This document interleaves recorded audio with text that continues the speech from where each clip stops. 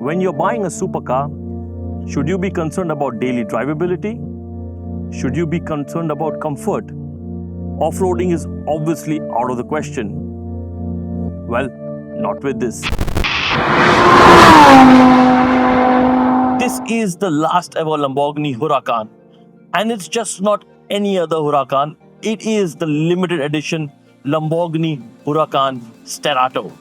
Lamborghini is known to push its limits when it comes to extreme concepts, and this is as extreme as it gets. Is it the best daily driving supercar out there? We put it to the test today. And I know if you're into cars, you're going to be thinking, I'm taking this off-roading. But I have got strict instructions from Lamborghini not to take this off-roading unsupervised. Obviously, they don't trust me with their limited edition car. But that brings me back to my original question. Is it the best daily driving supercar out there? And what makes it the daily drivable supercar that I'm talking about? Well, it's got raised ride height. It's raised by 44 millimeters. So that makes it taller than the Mercedes A-Class. And it's got softer suspension than the regular Huracan. That means you're able to go over bumps, undulations, and anything else that's there on the road super easily. It's also got an armored underbody. So that means when you go over those bumps and rocks and everything else, the underbody is protected and is strong. So you can actually push the car when it comes to off-roading. And then it's got all-wheel drive system with a 70% rear bias. Off-road tires as well. And then on top of all of this, it's got a naturally aspirated V10, which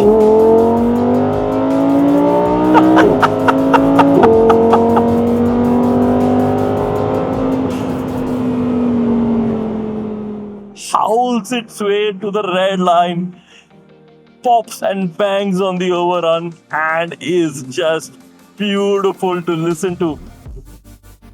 And I can officially say that this is the last ever naturally aspirated V10 from Lamborghini, because the Huracan replacement is out in a few days' time, and that has a twin turbo V8 hybrid setup. But more on that in the next video. This car is an absolute joy to drive. It's mated to a 7-speed dual clutch transmission. When it comes to handling, which is obviously a very Lambo thing or any supercar or sports car thing, it's very interesting. When you keep it on sport mode, well, cut the handling. Let's go back to how it behaves as a daily driver first. When you're driving it in street mode, which is Strada, it cruises effortlessly. It has cylinder deactivation. It's got engine start-stop. It's very comfortable, very blind to drive. You can just chill, cruise around, do what you need to do without worrying about anything. It's just so easy to drive. But when you want to push it through corners, there's a hint of understeer, and then there is oversteer, but will go around corners effectively and easily. It's not the most precise machinery out there, but it's definitely a lot of fun because it's very, very tail happy and is happy to put its tail out like that. So you need to really know how to enjoy this car. But more than that, it's also got a sports mode, and it's also got a rally mode. And when the sports mode is on, the car is willing to put its tail out even more happily.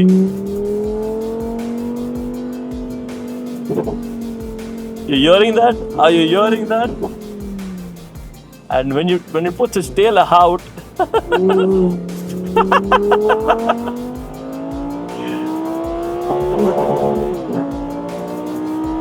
oh my goodness, it is a joy to drive. So what makes it more special? It's daily drivable. You can take it down any parking road. You can take it off-roading, and it's fast as hell. So what's wrong with it? Honestly, nothing. It smiles for miles. What a car! What a car! Lambo, you have outdone yourself. Completely outdone yourself. Yes, a normal Lamborghini Huracan will outbeat it on a track. But who says track driving is the only way to have fun? Because this off-roading version is even more fun. Because you always have more fun when there is slightly less traction. But why and how have they done that? The Lamborghini Huracan has been in production for the better part of a decade. It has had multiple versions, facelifts, and various options. The last one being track focused, the STO. How to make it more crazy and how to give it the perfect send off. Well, do something that Lamborghini has never done before. Hence, they have an off-roading rally machine.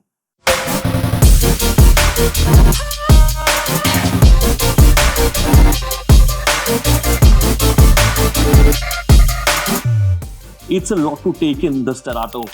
There's a lot going on, and if you think Lambos look mad, well, this is the maddest looking out of all of them.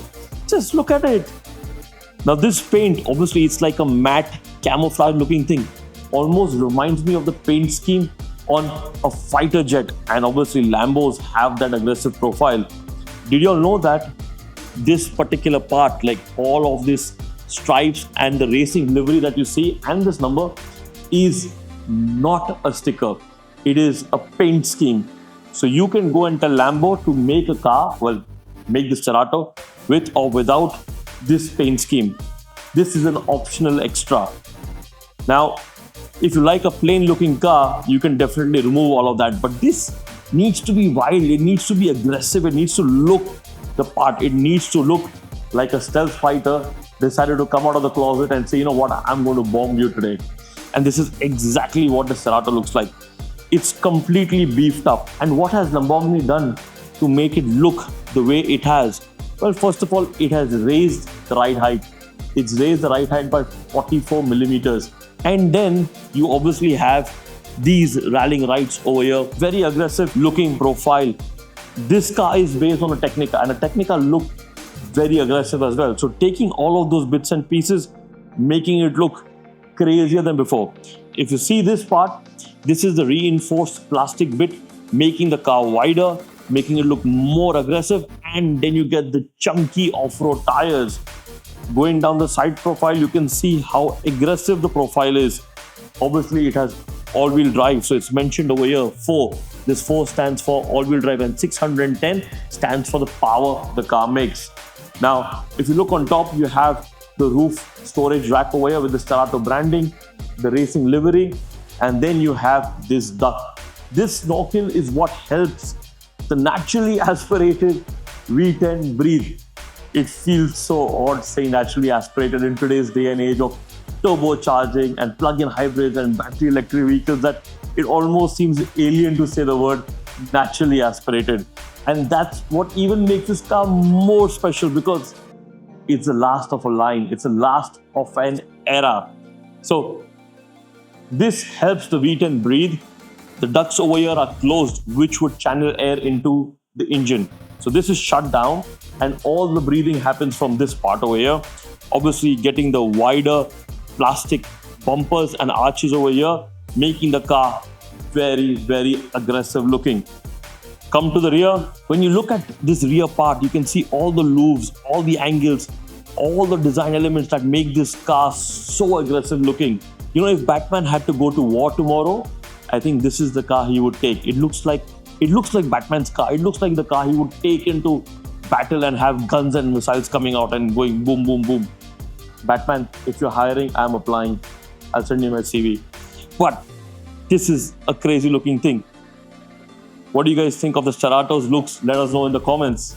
The Sterrato was made to celebrate 60 years of Lamborghini, and only 1,499 pieces will be ever built. Now you can see the changes done on the outside, but what about the interiors? Have Lamborghini gone Mad Max on the inside as well? Let's go take a look. Lamborghini hasn't gone Mad Max on the interiors of the Sterrato. When you sit inside, it's pretty much standard Huracan interiors. Yes, you have these carbon fiber sports seats. These are the most comfortable bucket seats I have sat in. You have the Sterrato branding over here on the side profile over here, the center lever to slide the chair backwards and forwards.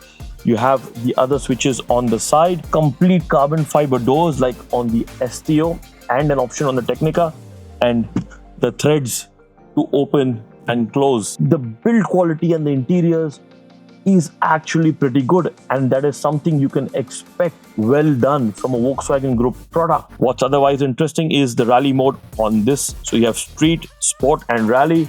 You have the cover for the start and stop button, and then all of these toggle switches which are inverted. So if you have to open a window, you don't push down, you actually push up to open the windows. And something that you wouldn't expect in a Lamborghini Sterrato, because it's a rally car, it's a sports car. Cup holder right over here with even a cup holder sign. Kind of reminds me of McDonald's drive-thru. All in all, good place to be in. Lamborghini got this right. Now, supercars these days have become daily drivable. Almost all brands are putting out cars which are daily drivable or more comfortable to drive. But this car, the Sterrato, takes the cake. It absolutely takes the cake. The only competitor it has is from its sister company, Porsche, and that has the 911 Dakar. But that has the legendary flat 6, and this has a legendary V10 naturally aspirated engine. So pick and choose. Personally, both of them I would say are brilliant. But these are the only two cars that are capable of being crazy daily drivers. However, the Sterrato is in a whole different league of its own. Why? Because it looks outlandish. It looks something out of the world. It looks like we can send it to Mars and drive over there. It looks space ready. So it definitely ticks the unique looking aspect of that. It drives phenomenally. It's fast, it's fun, it's engaging. It's got the understeer, at the same time the oversteer, and is super tail happy like I told you guys. So all of that put together makes it a lot of fun. It's super comfortable on the highway to drive, so you can just drive effortlessly. And when you're on Strada mode or road mode, there is absolutely no sound. Cylinder deactivation, engine start stop, brilliant AC, you can connect your phone, play your music. You don't feel you're in a supercar. And that's what makes it absolutely brilliant as a daily driver. And yes, you can get in and out very easily as well. And the negative bits about the Huracan Sterrato, well, I can't see anything at the back because they have this cover on top. So my rear view mirror is absolutely useless, nothing at all. And then the front visibility, I can't see the corners. That means it's a bit tricky for me to place the car accurately around bends or in a parking space. But the raised ride height always helps, because who cares? You're not going to scratch anything. So the underbody is safe. So technically, rear visibility doesn't matter. Park it like an SUV. 1,499 pieces only. That's something to say for. Pricing at 1.5 million dirhams, or that's roughly what, $400 odd thousand. So this is a lot of money. But the Sterrato is worth every single penny, because the bragging rights, the performance, and obviously the drivability, all of it comes together to make it one of the most epic modern machines. So why would you say no for that? Who would say no for that? If you can afford to get one, go get one, because there's absolutely nothing like it out there and is just brilliant to drive. And 100% smiles for miles. Smiles for miles. Thank you for watching the Cornea Impression. Stay tuned, like, comment, share, subscribe, so that